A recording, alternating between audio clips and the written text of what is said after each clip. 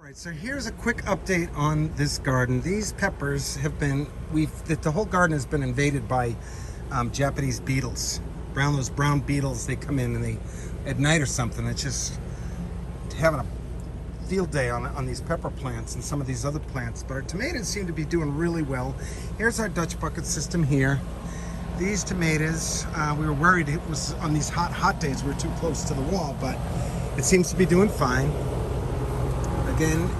Again, the way the system's designed, it's soil-based, so there's all kinds of awesome stuff in here. You see the reds in here.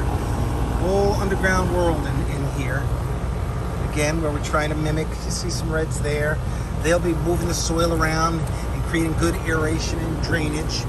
I think I'm going to have to top these off a little bit with some more soil. I'll do that, but these are doing very well. This 55-gallon drum is, Marie, the lady who propagated these tomato plants, is saying that I have too many in there, and she could be right.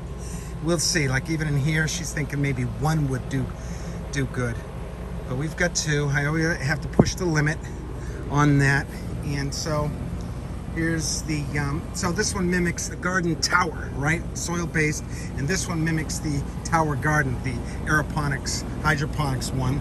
These are together. When you water from the top here, this goes all the way down and out through the bottom, so you can save your irrigation, and they're separate in their own right. You look under there, you see how that's goes right down to the next one. This on the side was just something I was experimenting with, so if I wanted to empty the water out of here totally, I could do that. See that? If I wanted to get the water down to this, if it's stagnant or something. I don't think it's necessary. This is 2 grommets with this bucket here. One day I'll show my viewing audience how I create these. If you got an engineer type mind, you probably figured it out already. This, I've showed how I do the garden tower prototype. You've seen how I did that one. I've got a couple videos on here. So the water is up to this level, or it could be up to this level. Let's see where it is. So it is about there. So we got all kinds of wicking material that these plants are going down. We're able to go a very long time without having to water it. So, my wife tells me it looks utilitarian, and I think she's right about that. There's probably a way we can get these containers to look really nice. But in my personal opinion, here in New England, we have a ton of water. But if you live in a place that doesn't have a lot of water, I think this is the way to grow. We're using composted soil, so we're composting. Nothing is leaving our house. We are not losing any irrigation from here. Think of that. Mexico and California, we're not losing any. And so all these are tied together. And so we'll see where this water level is. This probably could be watered.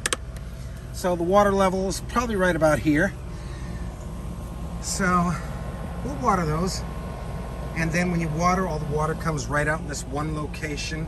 This I was gonna do kale in, but for some reason it didn't take. So I got nothing in there now, I guess. And then I have another Dutch bucket here.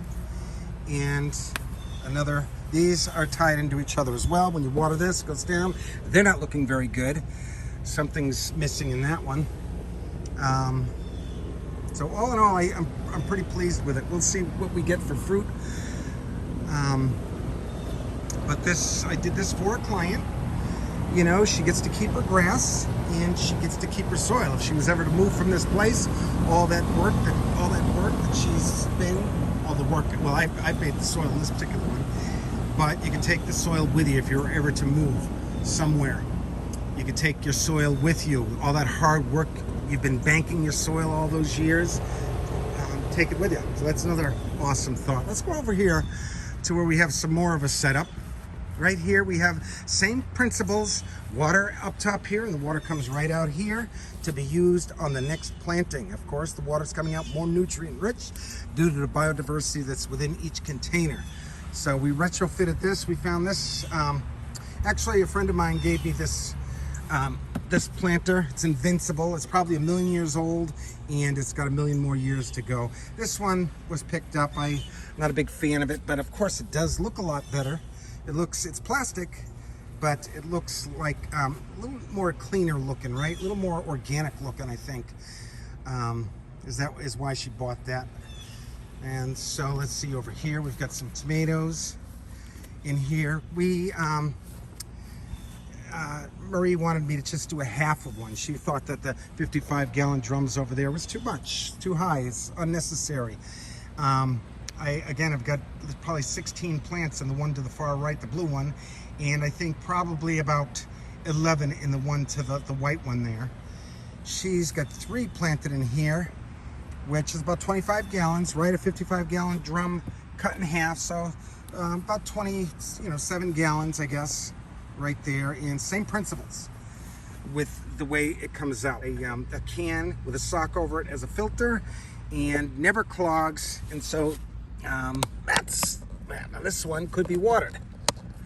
And we'll do that next. This is just something that Marie had put together.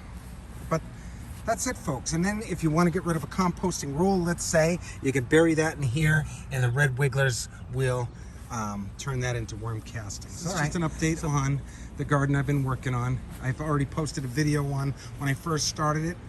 And here's another cool thing we put together over here, which again, this is the bottom part of a grow tower. Imagine this is what I picture in the very near future, folks. When you go shopping for lettuce, this could hold even more lettuce, no doubt. I think I have 1, 2, 3, 4, 5, 6, 7, 8 in there. This particular one could hold 16, which I think is perfect. Imagine going to the grocery store and buying your garden, and then you'd be able to have to pick off this. This is the future, folks, of urban farming, I feel. You go to the store and you buy a garden of lettuce and you pick at it, and somebody's already done the work for you, and all you have to do is pick it. This, again, can go a very long time without having to be watered, which is exciting. So this is Mark from Eve Growing, hoping all is well. Over and out. We will most certainly heal this planet, one urban farmer at a time.